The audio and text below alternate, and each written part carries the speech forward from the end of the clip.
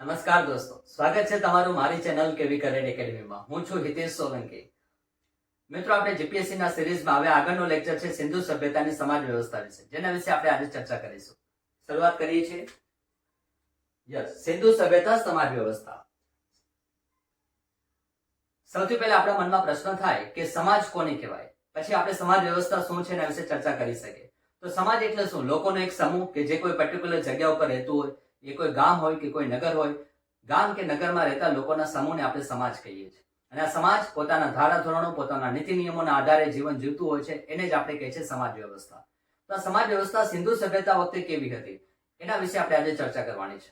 પરંતુ અહીંયા એક વાત અગત્યની છે કે સિંધુ સભ્યતાની જે લિપિ છે હજુ સુધી આપણે એને ઉકેલી નથી શક્યા. એટલે આપણે એની સમાજ વ્યવસ્થા વિશે એકદમ પ્રામાણિક રીતે આપણે જાણતા નથી. એ સમાજ વ્યવસ્થા કઈ રીતના હશે એના વિશે સચોટ માહિતી આપણી પાસે નથી. પરંતુ જેટલા પણ અવશેષો આપણને પ્રાપ્ત થયા છે, તેમજ વિદ્વાનો અને ઇતિહાસકારોના મંતવ્યો જે આપણી પાસે છે, એના આધારે આપણે સિંધુ સભ્યતાની સમાજ વ્યવસ્થા વિશે કેટલીક માહિતી જાણી શકીએ છીએ. તો શરૂઆત કરીએ છીએ આપણે આજના લેક્ચરની સિંધુ સભ્યતાની સમાજ વ્યવસ્થા. મિત્રો, જેમ કહી શકાય કે સિંધુ સભ્યતાની સમાજ વ્યવસ્થા જે છે એ આપણને માતૃસત્તાત્મક જોવા મળે છે.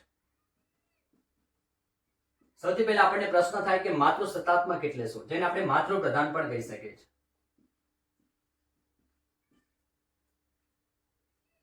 કારણ કે એ સમયે આપણે જોઈશું કે સિંધુ સભ્યતા જે છે એમાંથી આપણે ઘણી બધી માતૃદેવીની મૂર્તિઓ મળી આવે છે, અને જેના આધારે આપણે કહી શકીએ છીએ કે સિંધુ સભ્યતા ક્યાંક ને ક્યાંક માતૃ પ્રધાન હશે. કારણ કે માતૃદેવીની મૂર્તિઓ મળી આવે છે એનો અર્થ એ થાય કે સમાજમાં ક્યાંક ને ક્યાંક સ્ત્રીઓનું ઊંચેરું સ્થાન હશે. જેમ કે આપણે આજનો જે દેશ છે, આજની જે આપણી સમાજ વ્યવસ્થા છે એ પિતૃ પ્રધાન છે, એટલે કે પુરુષ પ્રધાન દેશ છે, કે જેમાં પુરુષોનું વર્ચસ્વ થોડુંક વધારે જોવા મળે છે.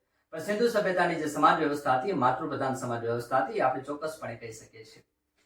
ત્યારબાદ આપણે વાત કરીએ કે સિંધુ સભ્યતાના લોકો જે છે એ શાંતિપ્રિય લોકો હતા. હવે આપણને પ્રશ્ન થાય કે આપણે શા માટે એવું કહી શકીએ કે સિંધુ સભ્યતાના લોકો શાંતિપ્રિય હતા? કારણ કે સિંધુ સભ્યતાના લોકોમાંથી આપણને કોઈ પણ પ્રકારના હથિયારો જોવા નથી મળતા. જે લડાઈ માટે ઉપયોગ કરવામાં આવે એવા હથિયારો બહુ જ ઓછા પ્રમાણમાં મળી આવ્યા છે. જેના આધારે આપણે કહી શકીએ કે આ લોકો જે છે વેપારી વર્ગ અથવા શાંતિપ્રિય લોકો જે છે હશે.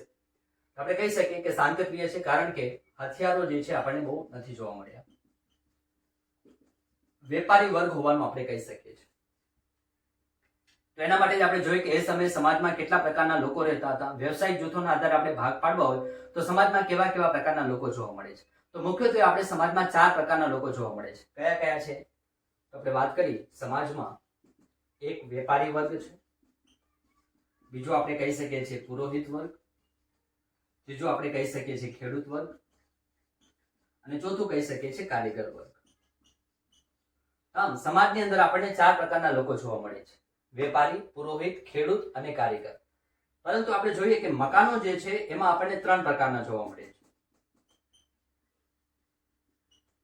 તો કયા કયા પ્રકારના 3 મકાનો છે? સૌથી પહેલા આપણને જોવા મળે છે કોઈ કારીગરનું મકાન, બીજું છે આપણે મજૂરોનું મકાન, અને ત્રીજું આપણે કહી શકીએ છીએ ધનિકોનું મકાન.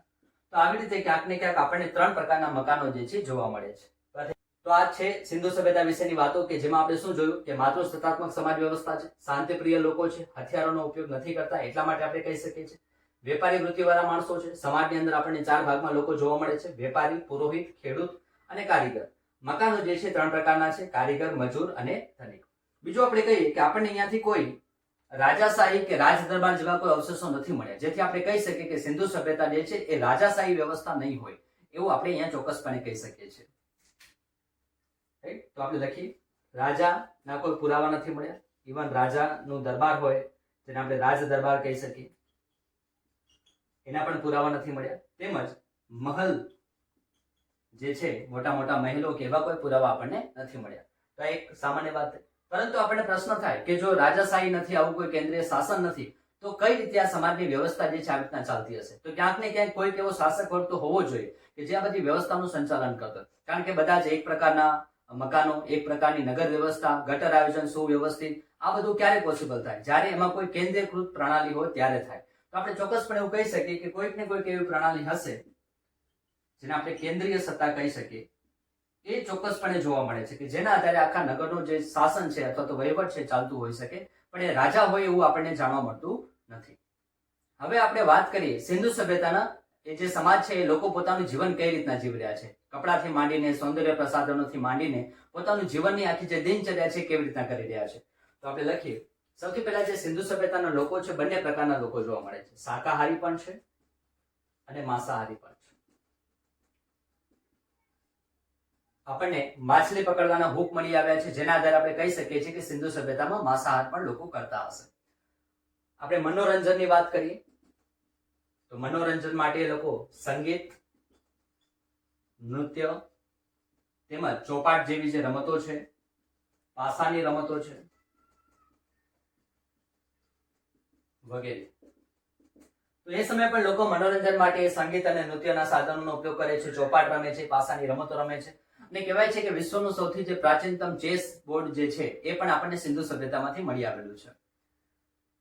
સંગીત અને નૃત્ય શેના આધારે કહી શકીએ છીએ? કારણ કે આપણને મોહેંજો-દડોમાંથી નર્તકીની કાંસાની બનાવેલી જે નર્તકીની મૂર્તિ છે આપણને મળી આવે છે. તો ક્યાંક ને ક્યાંક આપણે કહી શકીએ કે સિંધુ સભ્યતાના લોકો સંગીત અને નૃત્ય સાથે પણ જોડાયેલા હશે. વાત કરીએ આપણે એમના જ્યારે અંતિમ સંસ્કારની વાત કરવામાં આવે છે, કઈ રીતે કરવામાં આવે છે. અંતિમ સંસ્કાર બંને રીતે કરવામાં આવે છે, અથવા એક ત્રીજી રીત પણ છે, એ રીતે પણ થાય છે. જેમ કે સૌથી પહેલા દફન વિધિ, જ્યારે પણ કોઈ મૃતક મૃત્યુ પામે છે ત્યારે એને જમીનમાં દાટી દેવામાં આવે છે, દફન વિધિ પણ કરવામાં આવે છે. અને બીજું છે અગ્નિ સંસ્કાર. તો એ સમયે અગ્નિદાહ પણ આપવામાં આવે છે. અગ્નિ સંસ્કાર તો બંને રીતો પ્રચલિત છે. અને ત્રીજી રીત કઈ છે, જેમાં આપણે થોડોક અગ્નિ સંસ્કાર આપવામાં આવે છે, ત્યારબાદ તરત જ એને જમીનમાં દાટી દેવામાં આવે છે. તો આ પ્રકારની પણ એક વ્યવસ્થા આપણને જોવા મળે છે. વાત કરીએ આપણે એની ધાર્મિક માન્યતાઓ વિશે કે શું સિંધુ સભ્યતામાં કોઈ ધાર્મિક માન્યતા આપણને જોવા મળે છે? તો યસ, પહેલી વસ્તુ એ છે કે સિંધુ સભ્યતાના લોકો છે પ્રકૃતિ પૂજામાં માને છે. તો આપણે લખીએ. તો આપણને પ્રશ્ન થાય કે આપણને કેવી રીતે ખ્યાલ આવ્યો કે પ્રકૃતિ પૂજામાં માનતા હશે? કારણ કે સૌથી પહેલા આપણને કોઈ મંદિરોના અવશેષો નથી મળ્યા. જે રીતે સિંધુ સભ્યતાની સમકાલીન સભ્યતાઓ હતી એ સમયે આપણને એમાં મંદિરોના અવશેષો જોવા મળે છે, જ્યારે સિંધુ સભ્યતામાં આવા કોઈ મંદિરોના અવશેષો જોવા નથી મળ્યા. આ સિવાય આપણે વાત કરીએ કે સિંધુ સભ્યતાના જે લોકો છે એ વૃક્ષ પૂજા, નાગ પૂજા, લિંગ પૂજા, યોની પૂજા વગેરેમાં માને છે. તો પ્રકૃતિના જેટલા પણ આપણી પાસે સંસાધનો છે, જેટલા પણ આપણી પાસે સાધનો છે, દરેકમાં એમની આસ્થા છે એવું આપણે કહી શકીએ છીએ. અને આ માહિતી આપણને ક્યાંથી મળે છે? તો ઘણી બધી એવી મોહરો મળી આવે છે, જેમાંથી આપણે કહી શકીએ છીએ કે સિંધુ સભ્યતાના લોકો પ્રકૃતિ પૂજામાં માનતા હશે. જેમ કે એક મોહર આપણને એવી મળેલી છે કે જેમાં પીપળનું એક વૃક્ષ દોરેલું છે અને એની સામે એક માણસ નીચે ઘૂંટણીએ બેસી અને એની સામે હાથ જોડીને ઉભો છે. એ બતાવે છે કે આ પીપળના વૃક્ષની પૂજા કરી રહ્યા છે. ધેટ મીન્સ કે આવા ઘણા બધા આપણી પાસે અવશેષો છે જેના ઉપરથી આપણે નક્કી કરી શકીએ કે આ લોકો પ્રકૃતિ પૂજામાં માનતા હશે. આ સિવાય આપણે ધાર્મિક આસ્થાની વાત કરીએ તો આપણે ઘણી બધી તાવીજો પણ જોવા મળી આવે છે. તાવીજોનો મતલબ શું થાય? કે આપણે તમે જોયું છે કે આજના સમયમાં પણ ઘણા બધા લોકો તાવીજ પહેરતા હોય છે અને એવું કહેવાય છે કે નજર ન લાગે એના માટે પહેરવામાં આવે છે. એ સમયે પણ ક્યાંક ને ક્યાંક સિંધુ સભ્યતાના લોકો ભૂત પ્રેતમાં માનતા હશે, જેના કારણે એનાથી બચવા માટે તાવીજનો ઉપયોગ કરવામાં આવે છે. તો આના આધારે આપણે કહી શકીએ કે ભૂત પ્રેતમાં માનતા હશે. હજુ આપણે આગળ જોઈએ સિંધુ સભ્યતાના સમાજ વ્યવસ્થા વિશે, તો સમાજમાં આપણને ક્યાંય પણ જાતિવાદ જોવા મળતો નથી. તેમજ સંયુક્ત કુટુંબ પ્રથા જોવા મળે છે આપણને. આપણે ત્યાં જોઈએ છીએ કે સિંધુ સભ્યતામાં આપણને હજુ સુધી એવા કોઈ પુરાવા નથી મળ્યા કે સિંધુ સભ્યતામાં લોકો જાતિવાદમાં માનતા હોય, તેમજ એ સાથે સંયુક્ત કુટુંબમાં બધા લોકો રહેતા હોય એવા આપણને ક્યાંક અવશેષો મળી આવેલા છે. આપણે વાત કરીએ સૌંદર્ય પ્રસાધનોની, તો સ્ત્રી અને પુરુષ બંને એનો ઉપયોગ કરે છે. જેટલા પણ સૌંદર્ય પ્રસાધનો છે તો એ સમયે પણ સ્ત્રી અને પુરુષ બંને દ્વારા વસ્તુનો ઉપયોગ કરવામાં આવે છે. જેમાં કેટલીક વસ્તુઓ છે માત્ર સ્ત્રીઓ કરે છે, પણ ઘણી બધી વસ્તુઓ એવી છે કે જે સ્ત્રી અને પુરુષ બંને ઉપયોગ કરે છે. જેમ કે આપણે કહી શકીએ કે આપણને આવા ઘણા બધા પુરાવા મળી આવેલા છે, જેમ કે લાલી, પાવડર, કાજલ વગેરે. જેટલી પણ આજે આપણા મેકઅપની સાધન સામગ્રીઓ છે એ બધાના જે બીજ છે ક્યાંક ને ક્યાંક સિંધુ સભ્યતામાં રહેલા છે. એ સમયે પણ જે પુરુષ અને સ્ત્રી છે પણ મેકઅપના સાધનોનો ઉપયોગ કરી રહ્યા છે. આ સિવાય સોના ચાંદીના ઘરેણા,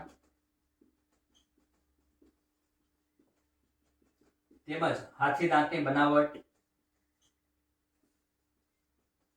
બાજુબંધ, કાનમાં પહેરવાના કુંડળ, આ બધું જ આપણને જોવા મળે છે. તેમાં તમે હાથના કડા પણ કહી શકો છો વગેરે. તો સ્ત્રી અને પુરુષ દરેક પ્રકારના જે સાધનો છે એનો ઉપયોગ કરી રહ્યા છે, અને એ સમયે આપણે જોઈએ કે સ્ત્રી અને પુરુષના કપડા વિશે વાત કરીએ તો બંને સ્ત્રી અને પુરુષ સુતરાઉ અને ઊનના કાપડના જે કપડા છે પહેરે છે.